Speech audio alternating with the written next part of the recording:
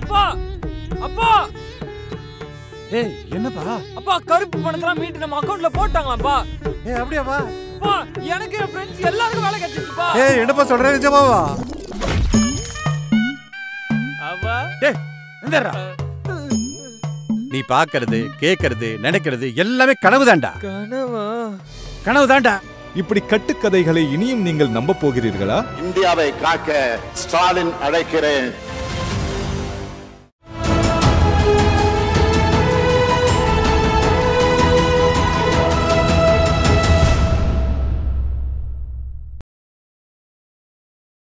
தமிழ் நிறம் நேயர்களுக்கு அன்பு வணக்கம். மீண்டும் உங்களை சந்திப்பதில் மிகுந்த மகிழ்ச்சி. இன்றைக்கு நம்மிடையே மூத்த அரசியல் விமர்சகர் ஐயா காந்தராஜ் அவர்கள் நம்மோடு இணைந்திருக்கிறார். வாருங்கள் நேயர்களை சார்ட்ட பேசலாம். வணக்கம் சார்.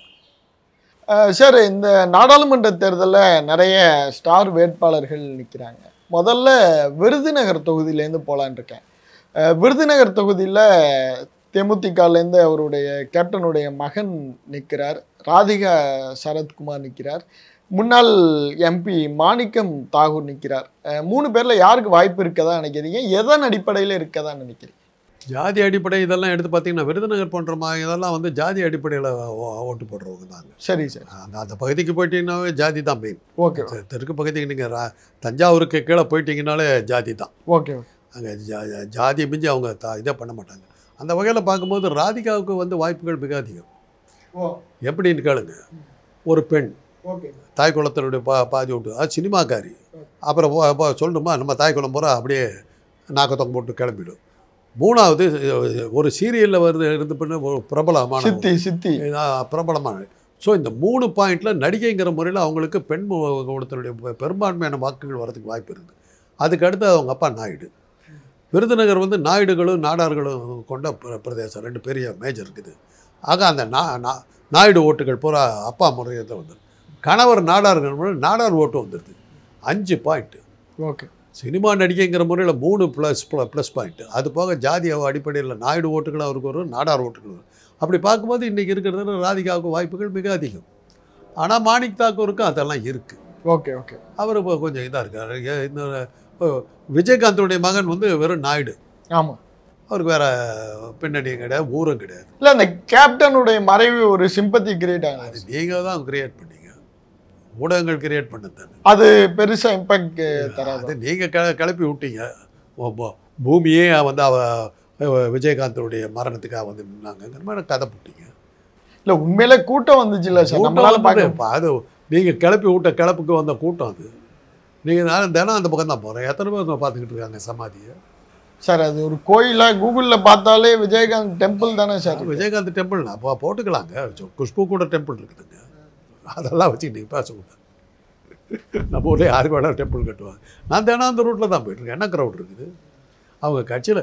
அவங்கள பொறுத்தவரை அவங்க ரொம்ப சிம்பிள். வதினா அண்ணி அவங்களுக்கு ஒரு சீட்டு, பாவாகார் சுதீஷ் பாவாகாருக்கு ஒரு சீட்டு, பிட்டலு விஜயகாந்த் மகன் 3 பேர்த்துக்கு பாவா வதினா பிட்டலு 3 சீட்டு காவலாம். அது கொடுத்துட்டீங்கன்னா முடிஞ்சு போச்சு. 3 சீட்டு அவ்வளோதான். அதுதான் அவங்களுக்கு தேவை. வேற எதுவும் கட்சி நடத்திட்டு இருக்காங்க சார்.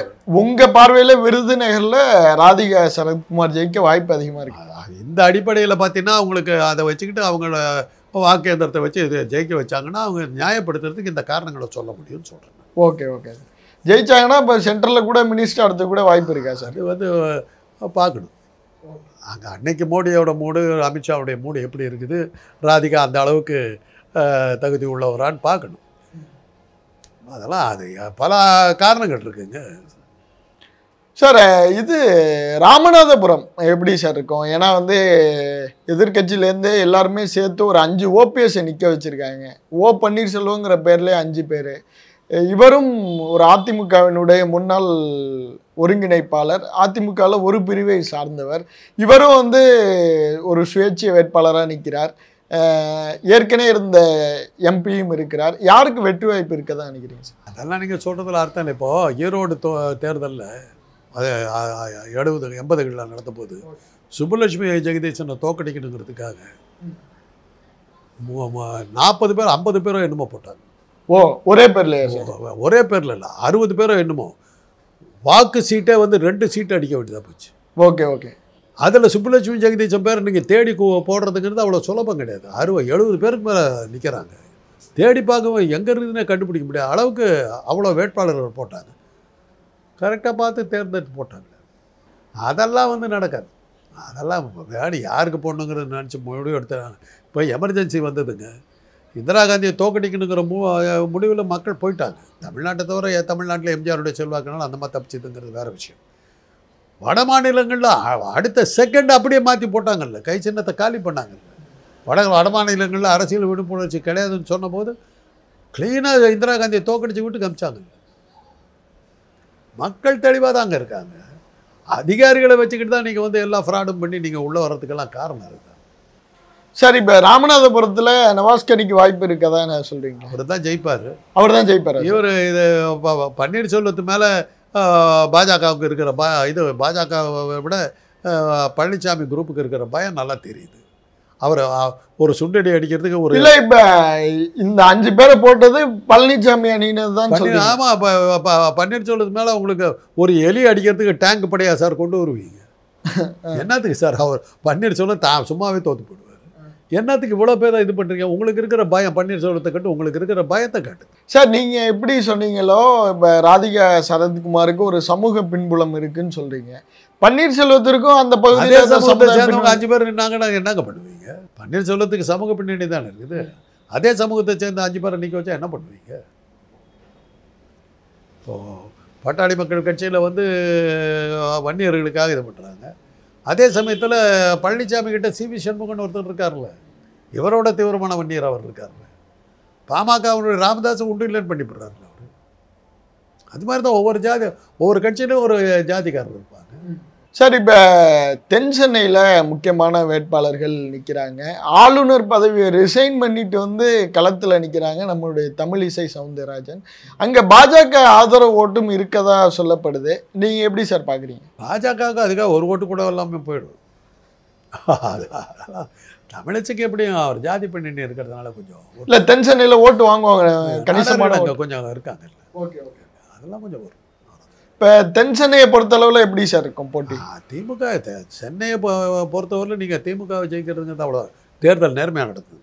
சரி சார். தேர்தல் நேர்மையாக நடந்ததுன்னா அஃப்கோர்ஸ் இன்றைக்கி இருக்கிற சூழ்நிலையில் திமுக சிட்டிங் பிரிட்டி. ஓகே. அதில் பிரச்சனை. ஆனால் ஆட்சியின் மீது கடுமையான அதிருப்தி இருக்குது. அதிருப்தி உங்களுக்கு இருக்குது. Okay sir. உங்கள் மாதிரி ஊடகங்களுக்கு நிறைய அதிருப்தி இருக்குது. மக்களுக்கு இல்லைங்கிறீங்க? மக்களுக்கும் நீங்கள் மக்களோட தொடர்போடு இருக்கிற மாதிரி தெரியல. பாஜக வளர்ந்துருச்சு, கோடிக்கணக்கான பேர் இருக்காங்கன்னு சொல்கிறத பார்த்தா உங்கள் கட்டடத்தை விட்டு வெளியே எட்டி கூட பார்த்த மாதிரி தெரியலையே. ஒரு ஏர் கண்டிஷன் ரூமில் உட்காந்துக்கிட்டு கற்பனா லோகத்துல எல்லாம் வாழ்ந்துக்கிட்டு இருக்கிறீங்க.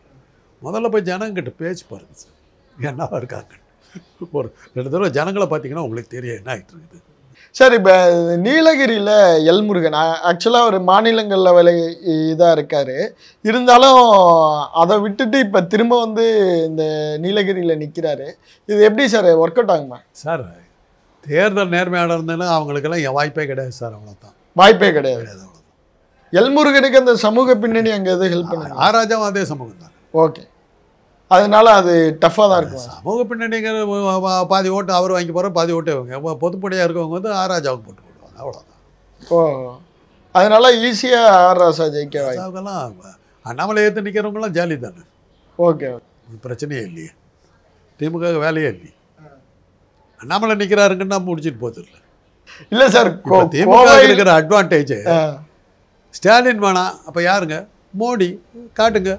ஐயோயோ இவராக வந்துடுவார், உடனே ஸ்டாலினுக்கு ஓட்டு விடுங்க. ஏன் சார்? எடப்பாடி இருக்காரு சார், எடப்பாடி இருக்கார், சீமான் இருக்கார். எடப்பாடியும் மோடியும் என்ன வித்தியாசம்?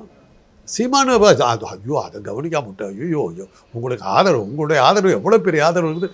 போச்சு, சீமானை கேட்டால் முடிஞ்சு போச்சு. எல்லாம் ரைட், முடிஞ்சு போச்சு சார். பிரைம் மினிஸ்டர் யார் தெரிஞ்சு போச்சு? சீமான். மோடி ஜாக்கிரதையாக இருக்கணும். சீமான் நிற்கிறார், நீங்களாம் சொல்லிட்டீங்களே, வந்துடுவார், அவ்வளோதான். சீமானை மறந்துட்டேன் சார். எங்கள் மாதிரி ஜனங்களுக்கு தெரிய மாட்டேங்குது சார். நீங்கள் தான் சொல்கிறதா தான் எங்களுக்கு சீமான் ஞாபகம் வருது சார். இல்லை சார், ஒரு தரப்பான இளைஞர்களுக்கு அவர் ஒரு பெரிய சார். எல்லா இடத்துலையும் அவர் ஜெயிச்சு அவரால் வந்து போன எலெக்ஷனில் வந்து அவர் வந்து திமுக தோற்றதுக்கு மெயின் காரணமே அவருடைய கட்சி தானே. பல இடங்களில் அவரால் தான் தோத்தாங்க. சொல்லுங்கள், உங்கள் இஷ்டத்துக்கு சொல்லுங்கள். என்ன சார் பண்ணார்? ஒரு இடம் சொல்லுங்கள் சார், அவர் டெபாசிட் வாங்கின இடத்த சொல்லுங்கள். ஒரு கவுன்சிலர் இருக்காங்களா சார் அந்த கட்சியில்? ஒரு முனிசிபல் கவுன்சிலர் இருக்காங்களா? ஒரு பஞ்சாயத்து போர்டு தலைவர் இருக்காங்களா? சொல்லுங்கள் சார். சரி, உள்ளாட்சியில் ஒரு சில இடங்கள் ஒரு சில இடங்கள் நீங்கள் என்ன சொன்னீங்க? சீமான் 4வது இடம். ஆமா சார், 3வது இடம் அவர் தானே சார். ஒரு இடத்துல சில இடங்கள்ல ஜெயிச்சிருக்காங்கன்னு சொல்லிவிட்டு அவரை வந்து தலைவரா காட்டுறீங்க சார். இல்ல சார், 3வது இடம் யாரு சார் சொல்லுங்க சார். சட்டமன்ற தேர்தலில் 3வது இடம் விளம்பரம் தான் பார்த்தேன். பையன் சொல்லுவான் அப்பா கிட்ட, நான் ரன்னிங் ரேஸில் 2வது வந்தேன் அப்படிம்பாங்க. வெரி குட் சொல்லிட்டு பையனை தட்டி கொடுத்துட்டு எத்தனை பேர் ஓடினாங்க? 2 பேர். நின்னதே 2 பேர் சார், 3 பேர். அதுல 3வது இடத்துல வந்திருக்காரு. மக்கள் வந்து இல்ல சார், அந்த வாக்கு சதவீதம் ஒரு பெரிய கணிசமான. சொல்லுங்க சார், வாக்கு சதவீதம் சொல்லுங்க சார். என்ன சார் வாக்கு சதவீதம்? எத்தனை இடத்துல சார் டெபாசிட் வாங்கினாங்க? சொல்லுங்க சார். நீங்கள் தானே சொல்கிறீங்க. புட்டின் பயந்து போய் கிடக்கிறாரு, பைடன் பயந்து போய் கிடக்கிறாரு, மோடி ராத்திரியெல்லாம் சீமான் நம்மளை ஏற்றுட்டாக்கா என்ன பண்ணுதுன்னு சொல்லி அவர் தமிழ்நாட்டுக்கு வர அடிக்கடி வர. இல்ல சார், ஒரு மாற்றத்துக்கான ஒரு முயற்சி அவர் எடுக்கிறாரு. 20 பேர் ஆண் 20 பேர் பெண்ணுன்னு ஒரு சமமான இடஒதுக்கீடு கொடுக்கணுங்கிற எண்ணமாக அவருக்கு இருக்குல்ல. என்கிட்ட ஆள் இல்லை. இப்போ பாஜக வந்து சரத்குமாருக்கு வந்து 10 சீட்டு கொடுக்குறேன்னாங்க. ராத்திரி பொண்டாட்டிக்கிட்ட பேசிக்கிட்டு இருந்திருக்காரு. நாங்கள் காலைல பால் வாங்குறதுக்கு வந்து என்னன்னு தெரியல, நம்மக்கிட்ட கரைச்சிலாம் இல்லை, எல்லாம் பேங்க்கில் போயிடுச்சு, பால் வாங்குறதுக்கெல்லாம் இது அப்படின்னு சொல்லி ராதிகா சொல்லியிருக்காங்க.